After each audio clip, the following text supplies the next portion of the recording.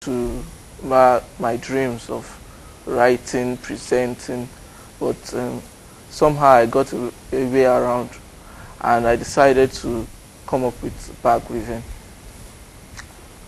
Now, being on New Dawn was actually an opportunity for me to tell the world of somebody hiding somewhere.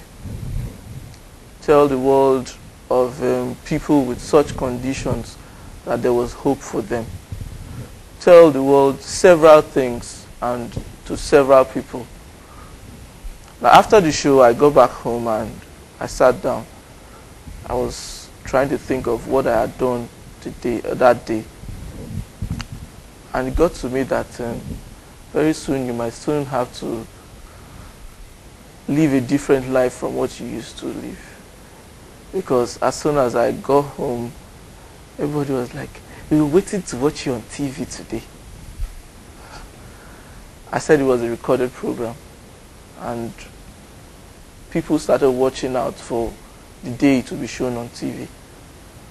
I was on the road when I heard it was on TV. Somebody called me, I'm watching you now, and this, like, I began to feel the shy person I've always been. I remember that day I said something like that. I'm actually a very shy person. I don't really like coming out. I like being behind the scenes. I don't like people seeing me as such. I started thinking of things that, I started thinking of things like, how best did I talk? How best could I have been? Did I dress well? Did I say things the right way? Was I able to impact something on somebody's life? Did I touch somebody's life? For me, that was responsibility. I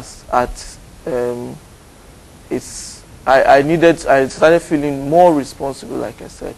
Exactly. But Solomon, what I'd like to say to you, because I mean, from even going away like this, I continue to feel a sense of responsibility. And I said to them then that the media industry is going to explode because I've had your mind. And I usually am interested in the minds of people and how it works. You understand? Which is why, I'm not very good with the external, because I've been in this industry long enough to know that you can actually do a lot with the external. That can be worked on. But you see, if that mind is not on, we can't do anything about that one. Do you understand? Yeah. So I would like to tell you that those scripts, I mean, you still do the radio show? Yeah, I do. Right. Those scripts, I need you to keep writing them. I mean, because now you've met Black here, Odu.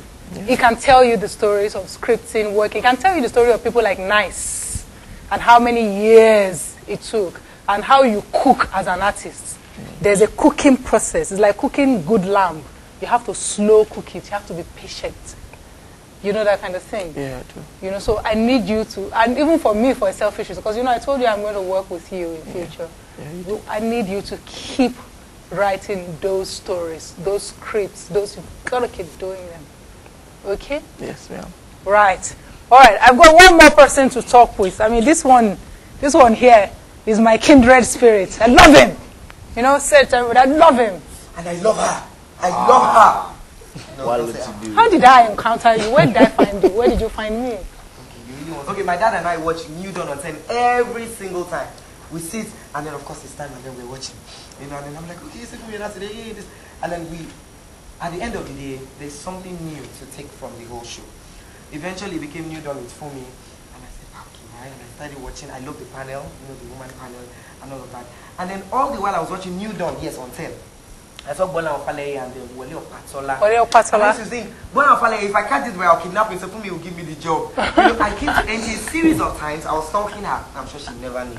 The first day I saw you were wearing a long jean skirt with, I think, shreds, a bit of patches and a top. I used to be really. And I was watching and said, will this woman ever? Because I just saw you as an inspiration. I just wanted to talk to you. I wanted to hear her talk to me, but I never got the opportunity because there were too many people around her.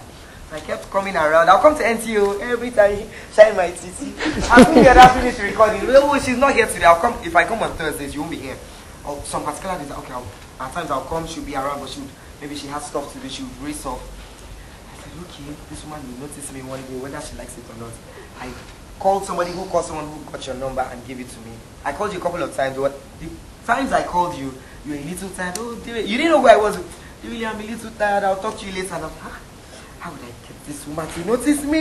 It was that bad. And eventually, okay, I was still addicted to the show, on and on like that. And I started presenting, and I was always watching New Dawn with Funmi as an inspiration. I just used to look, okay. You know, the thing is, New Dawn is a serious show, but Funmi brings that vibrancy and vivacity to it. That's what I stole from her. The fact that, you know, she's calm and collected, and next minute she's crazy, you know. So you never can tell what she's going to be like. She's very unpredictable on the show. You know, controversy, drama, news, she's just there. She doesn't read the news, she makes the news. This wonderful woman here. I got a call from his producer. Oh, they really, I'd love you to be on the show. I took a bike from Lekki to this place. Then I didn't have a car then. But I said, on that show, I was the first person, you remember? I was even sitting here waiting and she walked in, oh, you are here. I said, in my mind, I was like, hey, tell more. You know, and I had a wonderful time on the show. And of course, they repeated that show very well. So they showed me very, very well. They kept showing me very, very well. You know, like that. All right, guys, thank you very much. All right? We're going to take a break. When we come back from the break, recently somebody told me something that was shocking to me. It's one of Nigeria's most famous artists. And he said to me, you know that when we are recording music in the studios these days, we say that, you know, you are going to go on Funmi that show. Better mix that thing well. You know, and that for me was, you know, number one, a shock, and also huge endorsement. Because I took it upon myself also to begin to translate the energy that's happening in the music industry.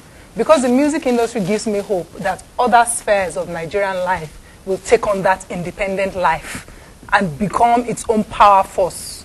You know, and as I tell you, it's getting deeper, it's getting better. So I said to myself that, gosh, before I go away, who do I need to talk to? Who's now? And then I was in my car driving to the gym 5 a.m. Then I had, everybody calls me Timaya, just because I'm getting high. I'm like, who that? You know, and then I started listening to him, and then I heard that other story. You know, Bayelsa na my country, Bayelsa na my state, and he was telling the story of Odi. And I said to my producer, I remember calling her, I said, who is Timaya? And she's like, hey, I told you, actually she had told me before about him. And I told me you didn't listen. I said, I've heard him. Find me Timaya. I will not shut down until and unless I talk with Timaya. So when we come back from the break, I shall be talking, and it's my honor to talk with one of Nigeria's most talented new artists. And his story, I suspect, is just as tremendous as that of all the other guys. My next guest will be Timaya.